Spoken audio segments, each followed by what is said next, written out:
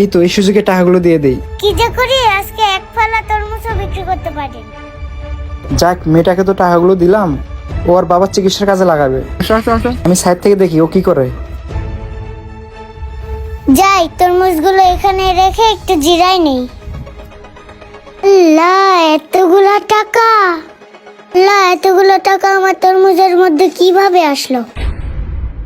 আর আশেপাশে তো কাউকে দেখতে পাচ্ছি না। আমি এতগুলো টাকা এখন কোথায় রাখবো? এই রানা, তাড়াতাড়ি যাইতে হইব, আমাদের আরো অনেক কাজ আছে।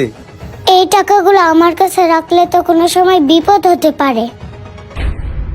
ওই তো দুইটা ভাইয়া আসতেছে। হ্যাঁ খাইল, তুই ঠিকই কইছস, কাজগুলো তাড়াতাড়ি শেষ করতে হইব। ভাইয়া দাঁড়ান।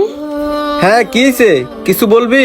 হ্যাঁ পিচ্ছি, তুই যা বলবি তাড়াতাড়ি বল, আমাদের কাজ আছে। আমাদের কাজ আছে, তুই কি বলবি তাড়াতাড়ি বল। আঙ্কেল, এই যে দেখেন, আমার কাছে 2 বান্ডিল টাকা। টাকা? টাকা? কি রে পিচ্ছি, তোর কাছে 2 বান্ডেল টাকা? তুই কই থেকে আনলি? হ্যাঁ পিচ্ছি, তুমি এতগুলো টাকা কোথায় পাইছো? না কোনো জায়গা থেকে চুরি করে নিয়ে আসছো? সিসি আঙ্কেল, এগুলা কি বলতেছেন? আমি কোনো চোর টোর না, আর এই টাকা আমি চুরি করি নাই। মানলাম তুই চুরি করিস নাই, তাহলে তোর কাছে 2 বান্ডেল টাকা কোথায় থেকে আসছে? আঙ্কেল, আমি